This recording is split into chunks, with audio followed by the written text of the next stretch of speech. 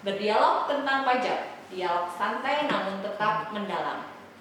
Sobat Becak, ada yang masih bingung dengan pembuatan faktur terkait perubahan peraturan terbaru mengenai pengisian alamat yang diatur dalam Per 03/PJ/2022? Yuk, hari ini kita kupas tuntas pengisian alamat yang benar pada faktur pajak. Jangan kemana-mana ya Sobat Becak, simak terus. Baik, langsung aja kita undang penyuluh favorit kita. Pada hari ini ada Kak Arifah. Halo Sobat Becak. Ada juga Pak Sutardi. Halo Sobat Becak.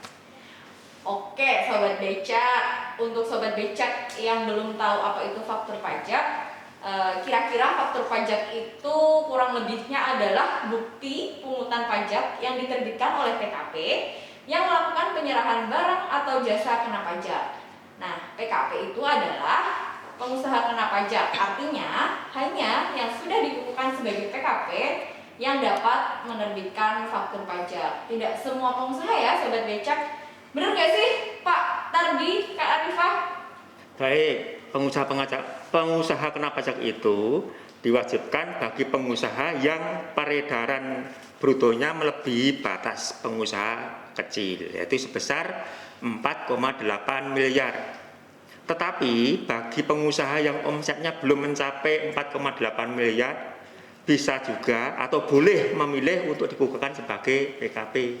Betul, izin nambahin ya Kak Hanik. Jadi kalau untuk PKP itu harus punya komitmen kuat. Kenapa? Karena dengan menjadi PKP itu seorang pengusaha kena pajak itu diberi amanah untuk melakukan pemungutan pajak pertambahan nilai. Nah, pajak pertambahan nilai ini sebenarnya dibebankannya ke konsumen, jadi bukan ke PKP-nya. PKP-nya tugasnya adalah melakukan pemungutan, kemudian menerbitkan faktur pajak untuk kemudian dilaporkan di SPT PPN. Oke, jadi dari pemungutan tersebut PKP atau pengusaha kena pajak itu wajib menyertakan berkas negara dan melaporkan SPT masa PPN-nya ya Kak Arifah ya. Betul, Nah, tapi kalau misalnya nih di suatu masa PKP tersebut tidak ada pemungutan, nah itu harus tetap lapor juga nggak sih Kak?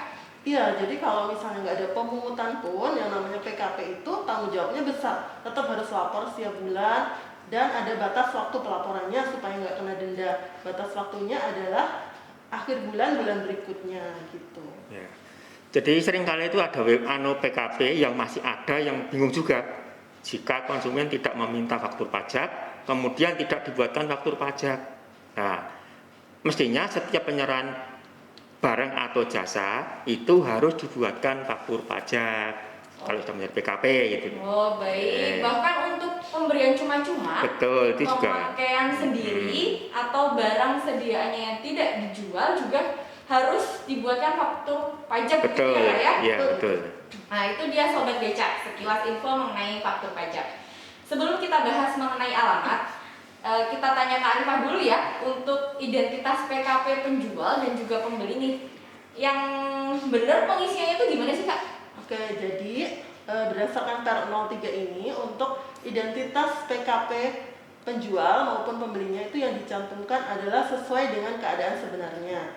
Jadi misalnya untuk PKP penjual yang sudah melakukan perubahan lokasi itu harusnya melakukan perubahan data atau pemindahan wajib pajak ke KPP gitu.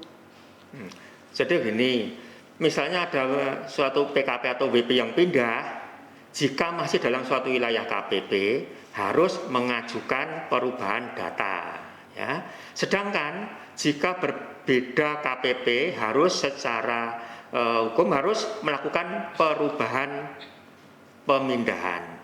Oke Pak Tardi, jadi permohonan perubahan data itu Sobat Becak, kalau yang alamatnya berubah namun untuk masih dalam satu wilayah gitu. Yeah. Jadi kalau untuk pindah itu yang misalnya Sobat Becak alamatnya tuh pindah. Contohnya nih kalau di KPP Jogja, kalau masih di Jogja itu hanya perlu melakukan perubahan data. Tapi kalau wajib pajak pindah ke Sleman, nah itu baru namanya pindah. Benar nggak sih Kak Arifah? Untuk contoh yang lebih detailnya gimana tuh? Ya mungkin biar gampang kita kasih contoh aja ya. Misalnya wajib pajaknya dulu di Jalan Senopati, kemudian sudah melakukan pemindahan ke Jalan Ahmad Dahlan. Itu masih dalam satu wilayah di bawah KPP Pratama Yogyakarta. Untuk kasus tersebut, wajib pajaknya melakukan perubahan data, bukan pemindahan wajib pajak. Begitu Betul. mungkin Kak Hanik contohnya. Oke, begitu ya Sobat Becak, antara perbedaan antara pemindahan dan perubahan data. Nah, sekarang kalau untuk pengisian jenis barang nih Kak, ketentuan barunya gimana sih? Ada ketentuan baru nggak? Ada, jadi di Per 03 ini untuk penyerahan barang itu ada beberapa perubahan. Yang pertama, untuk penyerahan BKP ke kawasan perdagangan bebas atau pelabuhan bebas itu ditambah dengan HS Code. HS Code ini apa? Yaitu buku pos tarif sesuai dengan buku tarif kepabeanan Indonesia. Kemudian untuk BKP berbentuk kendaraan bermotor, ini untuk BKP-nya wajib mendaftarkan atau meregistrasikan ke instansi terkait, itu kemudian mencantumkan keterangan berupa merek, tipe, varian, dan nomor angka di faktur pajaknya, begitu. Ada lagi satu lagi mungkin Pak Tardi.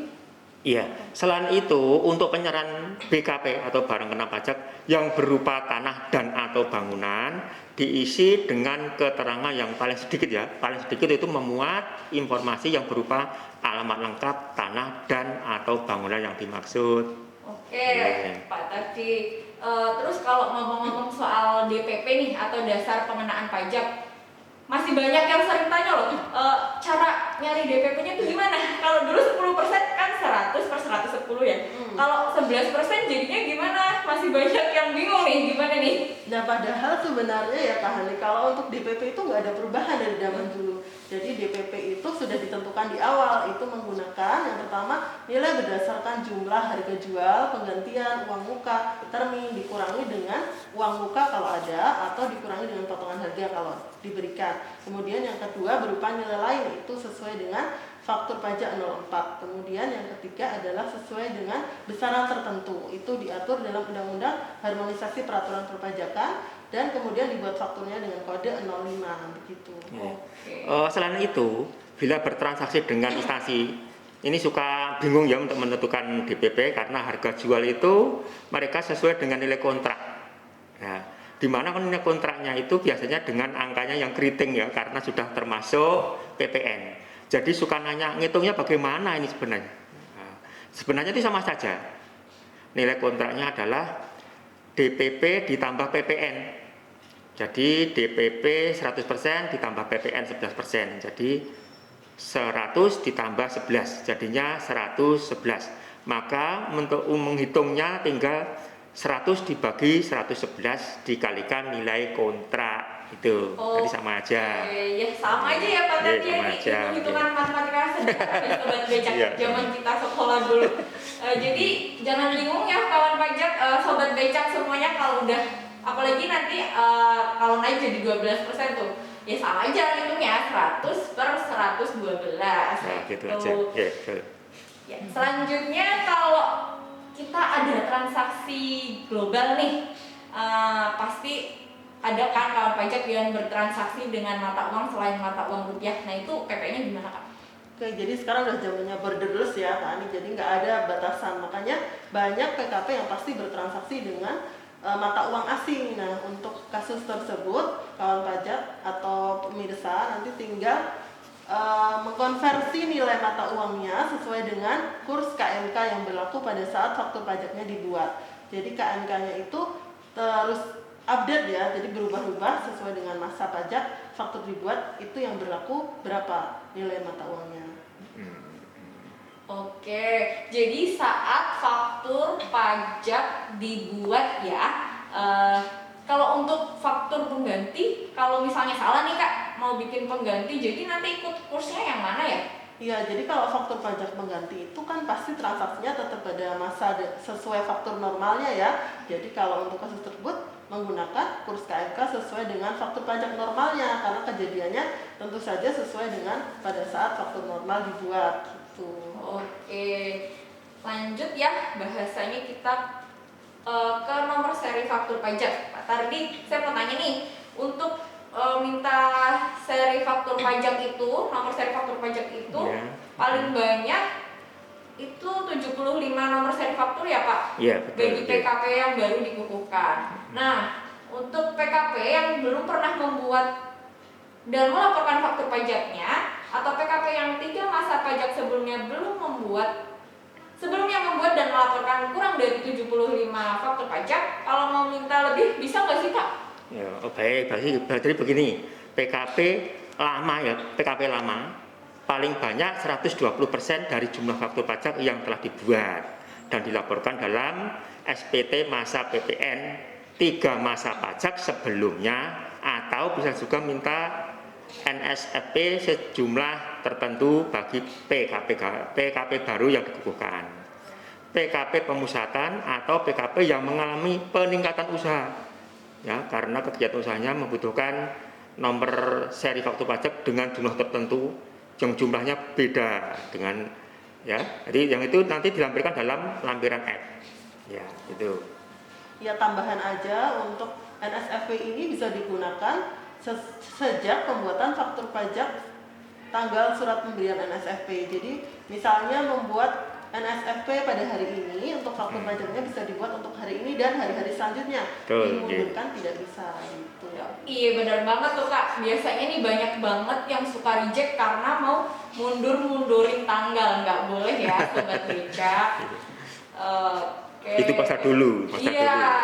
Apalagi saat ini ada ketentuan baru untuk batas waktu unggah atau upload fakturnya. Kan begitu Kak?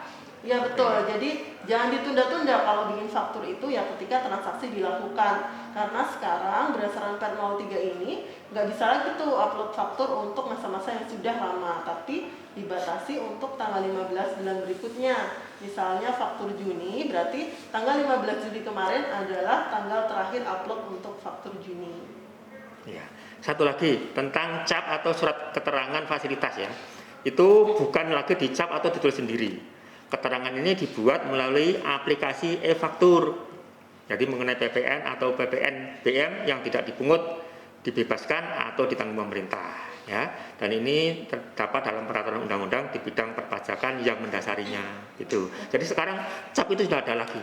Lewat aplikasi. Gitu. Iya, secara gitu. digital ya Pak ya. Yes, digital. Nah, untuk kawan pajak atau sobat becak yang belum update di fakturnya, terus gagal terus nih mau download di Innova, ada link yang alternatifnya nggak sih Kak? Gimana cara update-nya? Walaupun udah bulan segini nih baru mau update, gimana nih? Iya, jadi Kak Adik harusnya kan sudah update dari April kemarin ya, karena kan tarifnya udah naik dari April kemarin. Cuman kalau misalnya memang belum pernah nerbitin faktur, mungkin memang pada sampai saat ini belum kepengen nih update. Nah, sekarang saatnya untuk update. Mungkin yang gagal bisa menggunakan link yang disediakan oleh KPP Jogja. Ada di alamat bit.ly/ifaktur32 Jogja. Kecil semua hurufnya gitu. Ya, ini satu lagi untuk mengenai database yang rusak, ya. Itu bisa minta data faktur pajak keluarannya ke KPP terdaftar. Itu data yang diberikan terbatas pada e-faktur yang telah dibuat, diupload dan memperoleh persetujuan dari DJP. Ada formulirnya, jadi di lampiran L. KPP akan memberikan data e-faktur yang diminta secara langsung, yaitu paling lama 20 hari kerja. Oke, ya. Baik, Sobat Becak, sudah lengkap sekali menurut saya penjelasannya. Mungkin apa ada penjelasan tambahan dari Pak Sutardi atau Kak Arifah? Oke, mungkin nambahin ya Kak Anik. Jadi tadi kayaknya ada yang kelewat belum disampaikan untuk faktur pajak gabungan. Faktur pajak gabungan ini adalah faktur pajak yang dibuat jika pengusaha kena pajak melakukan transaksi kepada pembeli yang sama dalam satu masa pajak. Jadi misalnya menyerahkan beberapa BKP dan JKP di bulan yang sama kepada satu pembeli, bisa digabung fakturnya. Tapi ada batasnya, yaitu di akhir bulan masa tersebut gitu. Oke, Pak, tadi ada tambahan kalau misalnya masih bingung nih mengenai hak dan kewajibannya PKP tuh ada apa aja gitu, bisa ikut kelas pajak atau apa gitu Pak? Oh iya, ya jadi nanti bisa menghubungi kode WA, jadi nomor 0812 904 kali 541, ya, untuk bisa berkonsultasi. Gitu. Ya, baik. Nah, itu obrolan kita mengenai Per 03/PJ/2022. Dari obrolan kali ini, Sobat Becak yang masih penasaran dengan ketentuan terbaru bisa mengunduh PER 03 tersebut pada link bit.ly/aturan PPN, PPN-nya besar ya, turunan HPP, HPP-nya besar. Lengkap ya Sobat Becak, ada termasuk 14 PMK yang baru. Dan jangan lupa untuk Sobat Becak untuk follow akun media sosial KPP Pratama Yogyakarta di Instagram @pajakyogyakarta untuk mendapatkan info-info terbaru dari kami. Baik, terima kasih kakak-kakak penyuluh yang sudah bergabung. Terima kasih Sobat Becak semua. Cukup sekian bincang-bincang kita mengenai faktur pajak pada hari ini.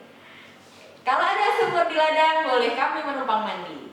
Kalau ada umur yang panjang, boleh dong kita ketemu di podcast lagi. Akhirnya, saya Hanik. Saya Arifah. Saya Tardi. Mohon undur diri apabila ada kesalahan kata, kami mohon maaf dan sampai jumpa.